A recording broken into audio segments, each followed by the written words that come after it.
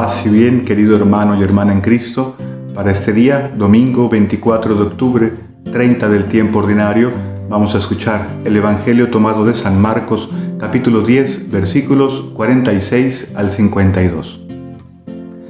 En aquel tiempo, al salir Jesús de Jericó, en compañía de sus discípulos y de mucha gente, un mendigo ciego, el hijo de Timeo, Bartimeo, se hallaba sentado al borde del camino, pidiendo limosna. Al oír que el que pasaba era Jesús Nazareno, comenzó a gritar: «Jesús, hijo de David, ten compasión de mí». Muchos lo reprendían para que se callara, pero él seguía gritando todavía más fuerte: «Hijo de David, ten compasión de mí». Jesús se detuvo entonces y dijo: «Llámenlo». Y llamaron al ciego, diciéndole: «Ánimo, levántate, porque él te llama».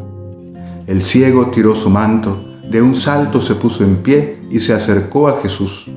Entonces le dijo Jesús: «¿Qué quieres que haga por ti?». El ciego le contestó: «Maestro, que pueda ver». Jesús le dijo: «Vete, tu fe te ha salvado». Al momento recobró la vista y comenzó a seguirlo por el camino. Palabra del Señor, gloria a ti, Señor Jesús. Para comprender mejor la riqueza de este Evangelio que acabamos de escuchar, es necesario que tengamos en cuenta que en los versículos precedentes, Jesús había anunciado ya por 3 veces a sus discípulos que se estaba dirigiendo hacia Jerusalén y que allá debía sufrir mucho, debía ser entregado, morir y resucitar al tercer día. Pero esto sus discípulos no lo habían comprendido hasta ahora. Mientras Jesús les hablaba del deshonor que iba a vivir, ellos están pensando en los honores. Recordemos a Santiago y a Juan, que después del anuncio de la pasión y muerte y resurrección de Jesús, lo que le piden a Jesús es poder conseguir los 2 lugares de honor, a su izquierda y a su derecha, mostrando de esta manera que aunque tienen ojos no ven, que aunque tienen oídos no escuchan. Y el personaje real, Bartimeo, del cual también nos habla a nosotros evangelistas, San Marcos lo usa como modelo para explicar la ceguera en la que se encuentran los discípulos, cuál es la razón y cuál va a ser el modo para poder recobrar la vista. Entonces Jesús se dirige pues a Jerusalén y se encuentra en la salida de Jericó a este hombre ciego que está pidiendo limosna en el camino, a la orilla del camino.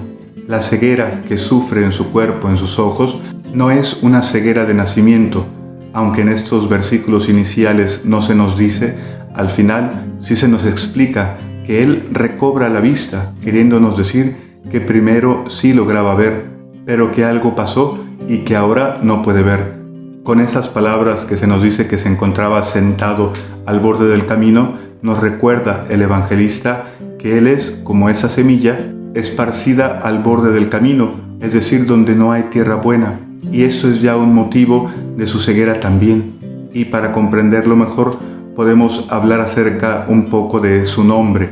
Dice el evangelista que era el hijo de Timeo, Bartimeo. Lo repite por 2 veces. Dicen los estudiosos que tal vez porque de esta manera San Marcos quiere hacer alusión a los 2 discípulos, Santiago y Juan, y por eso explica su nombre 2 veces. Su nombre está compuesto por 2 palabras, Bar, que significa hijo, y Timeo, que significa honores. Este personaje ciego entonces está representando a todos aquellos que buscan solamente el honor, y esto es lo que los lleva a la ceguera. Son como esa semilla sembrada sobre el camino y que no ha llegado a echar raíces porque tienen las preocupaciones del mundo, porque les dan importancia a las cosas que no lo tienen. Luego dice el evangelista que Bartimeo comenzó a gritar, propiamente como lo hacen en el Evangelio de San Marcos los endemoniados. Se usan las mismas palabras para explicar este grito. ¿Y qué es lo que le grita? Le dice: «Jesús, hijo de David, ten compasión de mí». Es cierto que hijo de David es un título que se le daba al Mesías esperado, pero hijo de David también expresa la idea antigua, la concepción del Mesías político glorioso a la manera humana, que no correspondía a la verdadera identidad de Jesús, el verdadero Mesías enviado por Dios. Entonces él está como endemoniado, no puede ver, porque solamente identifica en Jesús a aquel Mesías político que, según ese pensamiento, debía destruir a los hombres para hacer reinar al pueblo de Dios. Y esta misma era la manera de pensar de los discípulos. Más adelante en el Evangelio se nos dice que Jesús se detuvo y lo llamó, le dijo, llámenlo. Y obviamente se llama a una persona que está lejos para que venga. Así, de esta manera, también aunque lo acompañan a Jesús la muchedumbre, muchos discípulos, entre ellos también está Bartimeo, físicamente están cerca de Jesús, pero en cuanto a la comprensión de sus palabras, se encuentran todavía muy lejos de él. Jesús se detiene y la buena noticia es que Él llama. Él quiere acercar a cada hombre, invitarnos a abandonar esos caminos que nos alejan de Él para regresar hacia Él y así encontrar la luz y poder ver.